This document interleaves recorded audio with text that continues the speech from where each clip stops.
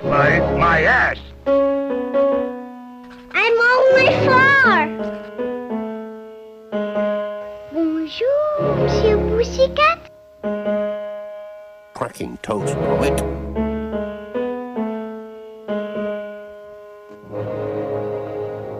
Start spreading the news. Hello, everyone, and welcome to Season 3 of the short podcast about short films. I'm your host, and we are discussing the Academy Award for Best Animated Short. Today's episode is about the 19th year of the award at the 23rd Academy Awards, which celebrates the films of 1950. Today's guest is an aspiring animator and big fan of Golden Age cartoons. Please welcome Noah Pasternak. Hello, Noah. Hey, how's it going? It's going great. How about yourself? Well, as you know, I'm just getting over a cold, but I think my voice is only slightly more annoying and nasal than usual. So you sound great to me. Oh, thank you. Yeah. Thank you for coming on. And of before we get into it all, tell us, what is your familiarity with the Best Animated Short category?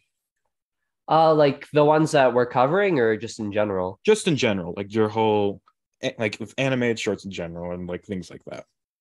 I always thought it was pretty interesting because it does give like a good view of what was going on that year and just what was popular. And it's not always what you'd think. Like some of the ones, like didn't Mr. Magoo win like several different Academy Awards? And that's not something you necessarily think of taking home that many awards. So it's just kind of interesting to see where things were at the time in terms of animation and just pop culture in general and how the two related.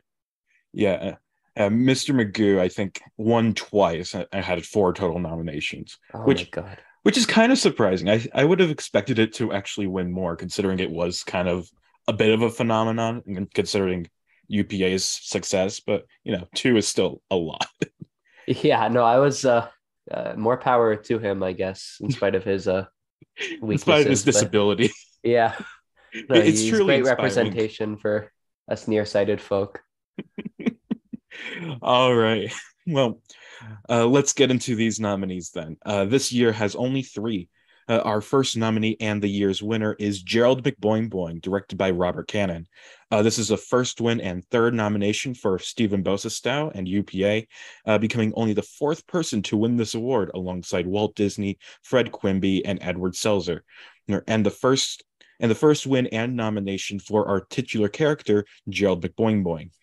So the last 2 UPA nominations both featured the characters of Fox and Crow, and we discussed how Columbia had UPA make those shorts as a sort of trial run for the new studio, see what they can do.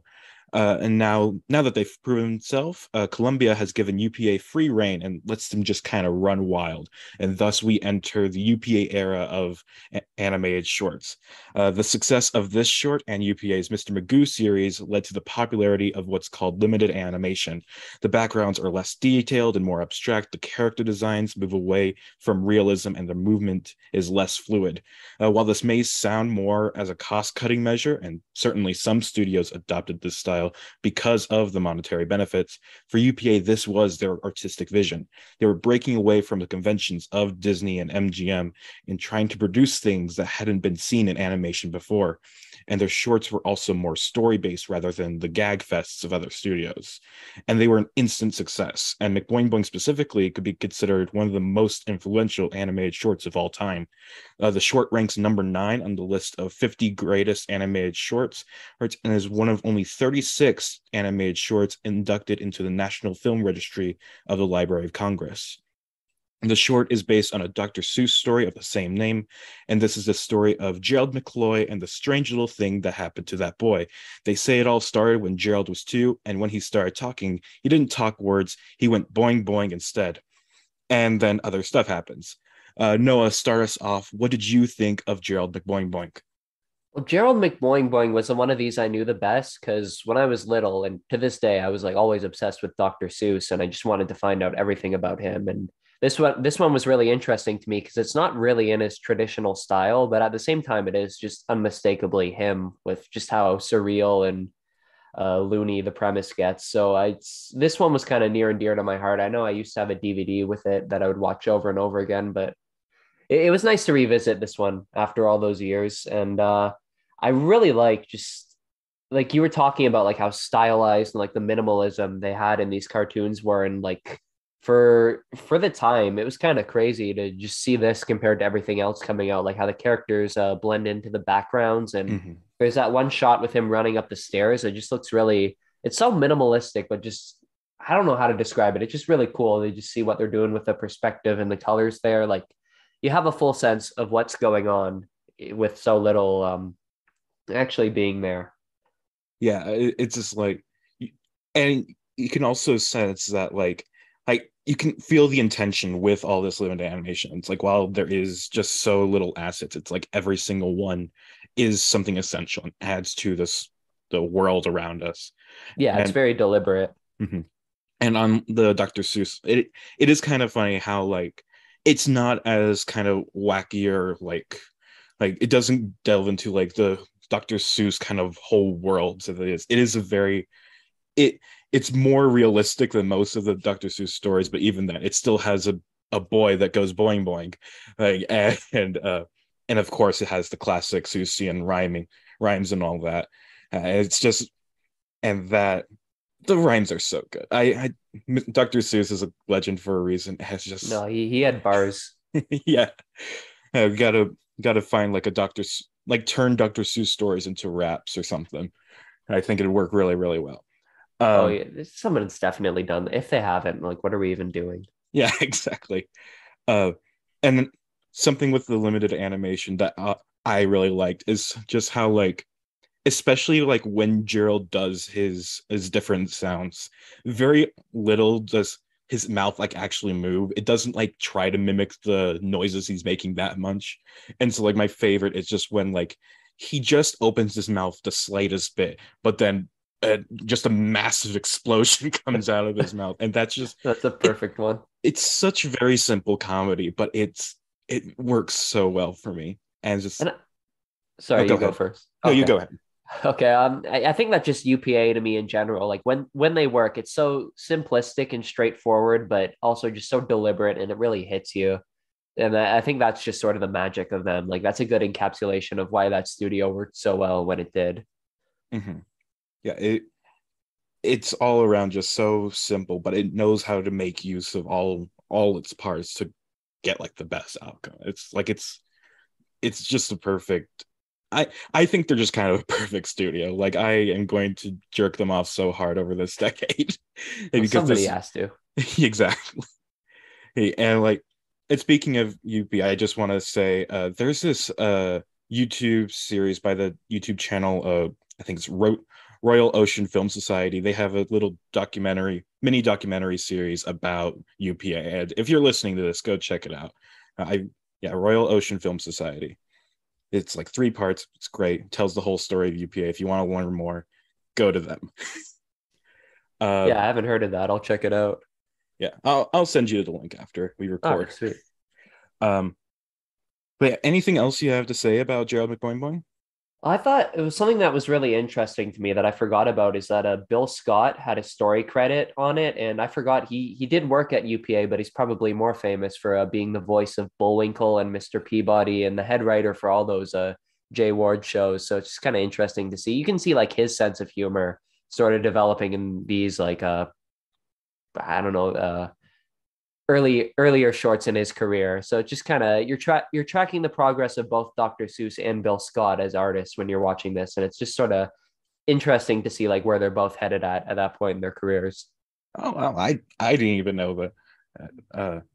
Yeah, I definitely can see like some similarities to like the Rocky and Bullwinkle show. Like, yeah, Yeah, I no, didn't I even just really lit know up who when Bill I saw Scott him in the was. credits.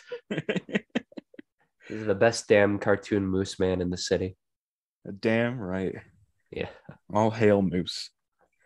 All I right. couldn't agree more. I think that's a good point to move on to our second nominee, which is Jerry's Cousin, directed by William Hanna and Joseph Barbera.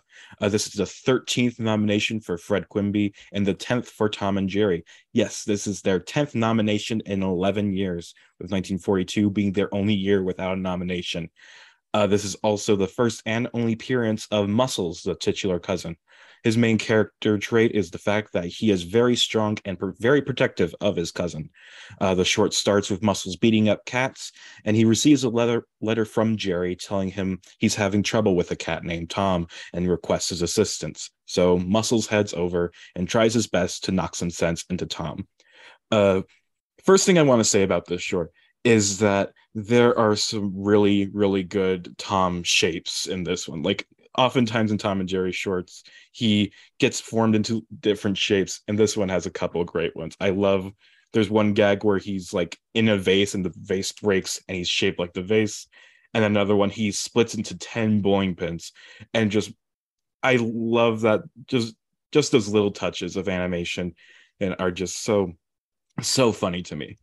As for the short as a whole, I love Muscles. I love him beating up Tom. It's just very simple kind of Tom and Jerry comedy, but I think they just do it really well here. This is just a classic Tom and Jerry short. Yeah, this has got to be one of the most famous ones. I mean, something I noticed is I don't know what this necessarily means, but I think this must be the one that individually spawned the most internet memes from Tom and Jerry. Like you got him on the phone with the sunglasses and him pointing at where the cats need to go. And like you mentioned, all the shape-shifting Tom stuff, you just see that around like Twitter and Reddit and all those other awful places. So it's just kind of interesting to see how it's like that this one short really has like a different legacy than you might expect initially. Like it was known back in the day for being nominated for an Oscar and just being one of the better known Tom and Jerry shorts in general. And nowadays it's just a shit post. Yeah. So while like other kind of character series, it ends up that the nominated shorts are a lot different from like the ones that are actually popular. Like with Warner Brothers specifically, it's like you got 3 Bugs Bunny shorts and none of them are all that famous. But with Tom and Jerry, I feel like all of the shorts that are like the most famous today are also the ones that were nominated and won. Like you've got Cat Concerto and Two Musketeers, and Mouse Trouble specifically, I also noted has a lot of memes in it. And it's just like it's kind of funny how the Academy just really lined up with Tom and Jerry. Like they completely understood like what were the great shorts and what made them great. And it's just like they don't really seem to do that much with other studios or shorts or characters. But with Tom and Jerry, they are just in the right mindset. It's very like primal. I think it was the one time Hollywood understood the common man and what we wanted to see. You can't really go wrong with it. Like it's just a mouse and a cat wailing on each other for 7 minutes. Like it's, of course they're gonna like the right ones. Yeah, exactly. It's just, whereas like for Looney Tunes, like the Bugs Bunny one that won an Oscar was like the Nighty Night Bugs one. Nighty Night Bugs. It's like okay, but there's so much more you could recognize. But no, they understood Tom and Jerry. It's pretty hard to screw up with that. Yeah, and I was looking through like the different short lists before, and it's just like you see that like What's Up Duck and like Duck Amuck were on like the short list, but didn't end up nominated. And it's just kind of like they really just didn't get like Warner Brothers comedy, or at least they weren't aligned with like the what would culturally last the longest. But like I said, with Tom and Jerry, it's just if anybody can agree on anything, it's that the cat trying to get the mouse and the mouse fighting back, that's kind of funny. It works, yeah. Yeah. And when I was starting this podcast, it's like I've mentioned this before. It's just I was kind of expecting that I would start to get tired of Tom and Jerry because I was expecting, oh, it's just going to be the same shtick over and over again. But as I'm watching these more and more, I'm just finding myself appreciating more and more of what made Tom and Jerry great and really understanding why they won so many, because they were nominated 13 times in total. They won 7. And it's just like I'm finding myself having a hard time trying to disagree with a lot of those like nominations and wins, because Tom and Jerry is just so consistently good. And something that came up this time was that the music, like one, is just, it really like accentuates a lot of the comedy. Like that's what good music does. It helps the story be brought forth better. But it's just like all the music is just so good and so well timed, and it's just like And part of it is just backing tracks, but also its sound effects and stuff too. It's just it's just really damn good. It got some really good music here, and that's probably like one of the major reasons why Tom and Jerry is always so good, because they always have just such great music, and that it works so well with the short itself. Doesn't overbear it, but it's never too little or anything. It's always just perfect. Yeah, these must have, I think the reason these endured is because they must have just been so much fun to work on, because it is a really basic idea, just like how many times can this mouse kick this cat's ass? But you kind of have to top yourself with each one and figure out how to make it crazier than the previous one, or just figure out a way to keep it interesting for you to make it. Because if you're going to be making a zillion of these throughout the years, you might as well make it interesting for yourself. And I think that comes across, and why, like you said, it just remains so fascinating and watchable even as you get further on into their filmography. Mm-hmm. And it's kind of interesting, like looking at like MGM's filmography, because Tom and Jerry just kind of did take over their whole thing. Like there were like occasional like the Droopy shorts and stuff like that, but it was, Barney for the Bear. most part, it was just Tom and Jerry. And it's just like I definitely understand it with MGM, because they did make such consistently great Tom and Jerry shorts, and it's like, but I see that some other studios try to copy that, like just having one character kind of dominate them. And we may perhaps be talking about that same character today. Hey, and that character taking over a studio doesn't end up as well for other studios. Just some vague hints I'm laying down here. Oh yes, yeah, especially when that character is blind and stupid. Yeah, but anyway, Tom and Jerry is great. Muscles the mouse is a great character. I wish they brought him back more. Like They he is a sort of did, because there was in the Huckleberry Hound show, which Hanna-Barbera did years later. They had the Pixie and Dixie and Mr. Jinx sketches, which were, I'm selling them short. I actually really love them, but they basically were what if Tom and Jerry could talk. And they had one called Cousin Tex, which was like the premise of this short, except the cousin was a cowboy now, and I think he could fly or something too. I mean, I don't know. It's been a while since I've seen it. I've had a lot of cold medicine. Maybe he's not, but it was sort of interesting that this was one of the ones they came back to. So I guess, like you, they wanted to see Muscles Mouse have a second rodeo. Yeah. It's just that like I know that like Nibbles the mouse, like Jerry's nephew, just orphan friend. It's never really clear what exactly he is. Just this kid who Jerry has. Yeah, he's just a kid who's very hungry, and it's like he gets brought back for a bunch of these theatrical shorts. And I wish Muscles had the same longevity, but he has one great short and then leaves. And some characters can barely wish for that. So one and done, he's great. That's good enough legacy that anyone. And considering he went that, out on top. yeah, exactly. Didn't overstay his welcome. And speaking of overstaying your welcome, we have our third and final nominee, which is Trouble Indemnity, directed by Pete Burness.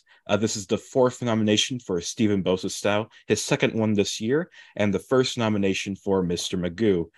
Now, while Gerald McBoing-Boing kind of kicked off the success of UPA, Mr. Magoo was their cash cow. He is an extremely nearsighted old man, and his shorts are often just a series of gags about how blind he is. For all the talk I did earlier about how innovative UPA is, I think this is the part that goes kind of against that. His shorts are often just the same jokes where he confuses one thing for another thing, or goes to places where he shouldn't because he doesn't realize is actually dangerous.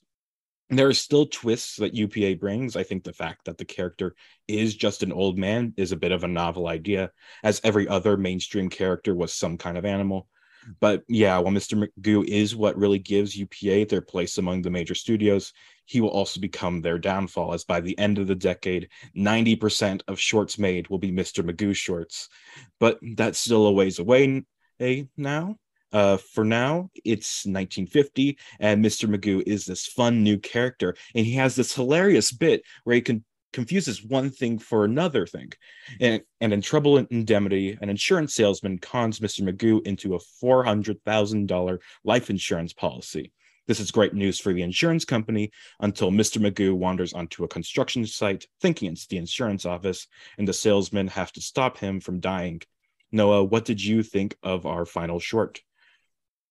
I thought it was I don't think it's bad. like I actually enjoyed quite a bit of it, but you can definitely see like they're gonna run this into the ground pretty quickly. Like the whole joke, like you mentioned, it's that he's blind or sorry, nearsighted. They specified nearsighted at the beginning because they don't want you thinking that they're just laughing at this blind old man. Mhm. And yeah, I thought I had enough good laughs. It was cute, but like I think it just I would have no real complaints about this if I didn't have to like watch it alongside the other two shorts, which were just both so great, and this was just kind of there. It's like how did that get nominated alongside these? Like it's fine, but Mhm. I feel like I feel like it would be not even memorable if it wasn't for Mr. Magoo's voice actor Jim Backus. He really Mm. like goes to town on these lines. He has sort of like that how like the old Popeye shorts would have the characters sort of ad-libbing. He has that sort of like mumbling I don't know what the whole like patter going on, Yeah. and it's very entertaining. Like that's the one part of this that doesn't really get old. Yeah, Jim Backus is great and brings a lot to the character. And and it's like I've not been shy about my kind of resentment of Mr. Magoo. But the thing is, it's like if he were just like this minor character, like he only had like a few shorts, or it's I think he would be fine, like kind of forgettable. But he has this gag where he's nearsighted and he confuses one thing for another, and that's fine. Right. But it's just the fact that he became such a big character and he has so many of these shorts and they're all just kind of the same. And I think part of that might be the fact that uh almost all of them are directed by Pete Burness. And I guess he might not be that good of a director. I don't know much about the guy. I don't know how much thought he puts into these Magoo shorts, but the fact that they kind of all run together for me and the fact that they're all kind of directed by him makes me think that we should have had some other voices behind Magoo and just get some other directors behind there. And it's like I have seen some of the non-Burness shorts, like John Hubley directed a few, and just like, and I think I like them more when they're not directed by Pete Burness. Um, and so yeah, it's just like Mr. Magoo, he's a fine character. It's just I wish they did more with him over the years. And for this short specifically, like this is just a standard Magoo short. Like it's fine. There's a couple good jokes in there. Like I like the bit where it's just like uh at the start of the short, it's like the insurance salesman is kind of like he's not really selling Magoo over on the insurance policy, but then Mr. Magoo opens his closet thinking it's the front door, and in there is a bunch of merch or whatever from Rutgers University. And so the insurance salesman goes in there, puts on some Rutgers stuff, and then comes out pretending he's Mr. Rutgers. I forget the actual name he uses as this like, and by exploiting that, that's how he gets Magoo on the policy. And I think that's a good bit. And it's just like there is a lot of potential for Mr. Magoo. Like they could have made him a really great character, but I just don't think they ever really took advantage of that. Yeah, it's like I think it all ties into the fact that it's the same joke. Most of them are done by Pete Burness. It's just repetitiveness was Mhm. really his downfall. And uh, like you mentioned, there's the whole scene where he goes into the closet, and I noticed that when he's coming out of Mr. Magoo's closet, he's just like covering his nose and looks really disgusted. So I think I'm ultimately like spending the rest of the short trying to imagine what was going on inside there. Like I know it must smell crazy in there. So forth. there's just a lot of corpses in that closet. Oh yeah, it's Magoo's victims. His nephew from like the first Magoo short we never Oh saw yeah, again. that got attacked by the bear or whatever. Oh yeah. Yeah. Oh, there we go. Mr. Magoo just took his corpse with him. You know, he's not the kind who pays for a burial site. You know, he's thrifty. No, he just thought the closet was like the cremation thing and just shoved them in there. Something. It's all a swindle. Here you go, and just throws his dead nephew into the closet. Oh my god, that was They such a should have good been Magoo making shorts impression. about that. Oh my god. Sorry. Uh, yeah, we should like. I feel like Mr. Magoo could make a comeback if we make it like weirdly dark. Like, don't change the tone of Magoo shorts. Like, still keep it in that like 1950s like kind of comedy, but just make the jokes a lot darker. It's just Like the I Brady Bunch movie. Have you seen that? I haven't seen the Brady Bunch movie. No. Oh, it's just like it's basically like the 1970s show, but transported into like this 1990s grunge ass world, and it's like really funny. I've never even seen the original show, but I just kind of what you're talking about. I'm envisioning that. Yeah. I yeah. I just get kind of annoyed by Mr. Magoo. Like I that's been clear by everything I've said about him, but He he's just Mr. rubs me the Magoo. wrong way. They spend the whole short trying to like protect him from death, and it's interesting to me because when I see Mr. Magoo, my first impulse is to kill him. This stupid Yes. man, like Just put on let him die. glasses, like do better. Yeah. I just that's just how it is. And we will later in this podcast, I will have some kinder words to say about Mr. Magoo because there are some Magoo shorts, and we'll get to that point later. But right now, when he's just this brand new thing, he's just like, it's fine. And it's like if I were in 1950 and I saw this Magoo short, I would just be like, okay, this is whatever, and but I would be unaware of the horrors that were about to come, and when I become inundated with Magoo. Yeah, it's just crazy to think of like yeah, I've read about UPA and just how apparently huge Magoo was for a few years, and it's just kind of because so many characters from that era are still talked about widely today. Like Tom and Jerry are a great example, and like Bugs Mhm. Bunny, Popeye, everyone still loves them, but like nobody Mhm. talks about Mr. Magoo. So Yeah, what he like really blew his chance there. yeah. You didn't get much of Mr. Magoo on those Cartoon Network mornings or whatever. Yeah, that must have done it. Like whoever owns those, you just don't see anything with that brand anymore. Like I guess they just retired him out of shame. Yeah, I don't know. Maybe it's the Leslie Nielsen movie from the 90s. That's just what Oh my finally god. was the last nail in the coffin for Mr. Magoo. That probably really was it. Because like now that he's a real guy and it's like live action, it's like this is just kind of horrifying. Like it's when it's like a cute old baby man, like almost killing tons of people because he can't see. You're like, ah, oh, that's good satire. But when it's a real guy, Mhm. you're just like, oh, that's sad. Yeah, I yeah, hope he gets the help he needs. yeah. It's like the only Mr. Magoo short that ever really gets talked about is Mr. Magoo's Christmas Carol. Oh, because that's genuinely great. Like not just a Mr. Magoo short, but as an adaptation of A Christmas Carol. Like, I'm very familiar with those, and that's just a great like short. It's a musical also. It's just really damn good for no reason. But yeah, that's the only one ever here talked about by anyone who's not already into animation and knows is well versed in the Magoo. Magoo lore. Exactly. I remember I saw part of the Christmas special on TV once when I was a kid. I don't know why I didn't watch the whole thing, but I've been meaning to come back to it because I've heard people say like, "Oh, it's just weirdly fantastic." Like they really went off with this one for no reason. But Mhm.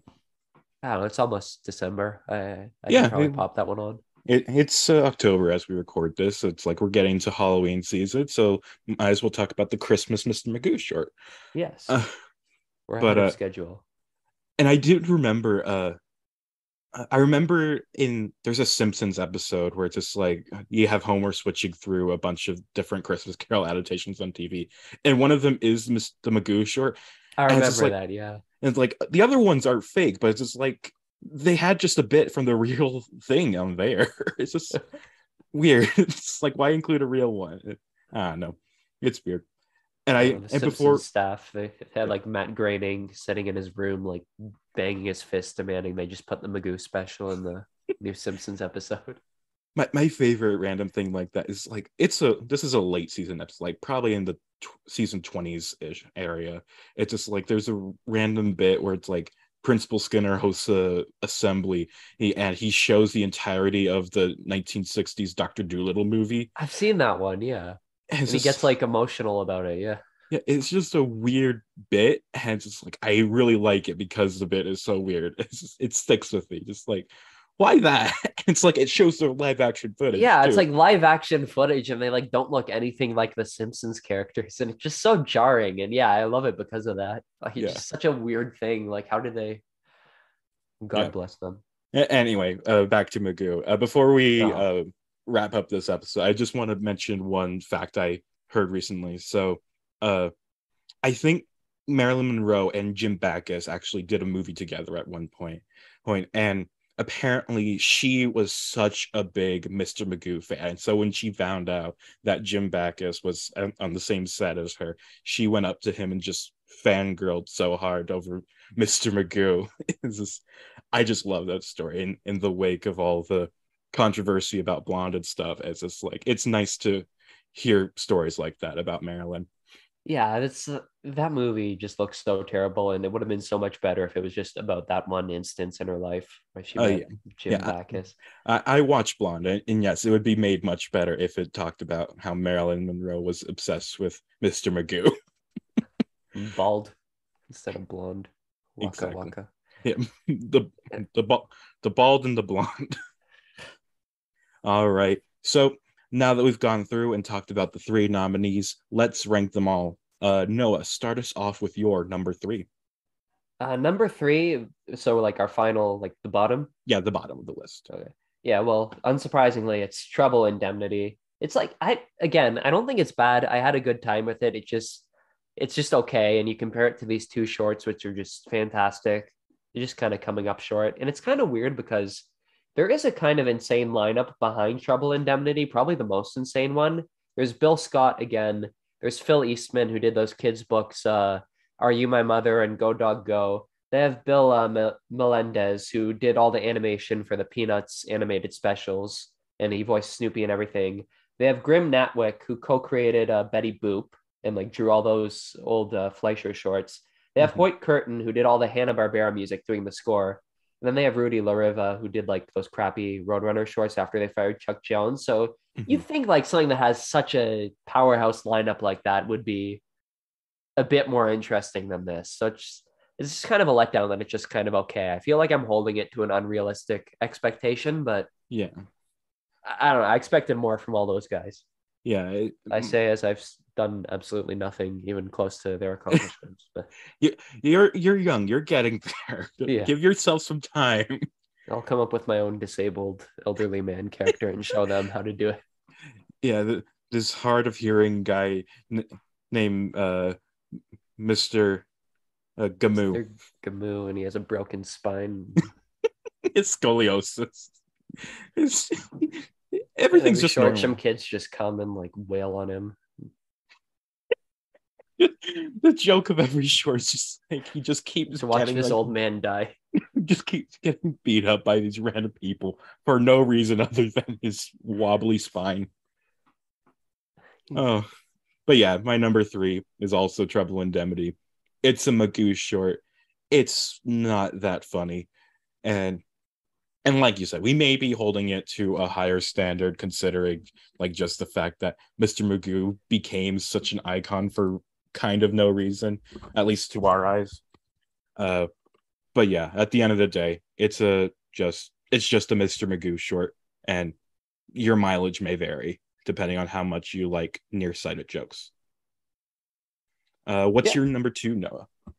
Number two was Jerry's Cousin, and I think it was close, but I decided to put that one at number two just because I don't know why. It was a very fun, yeah.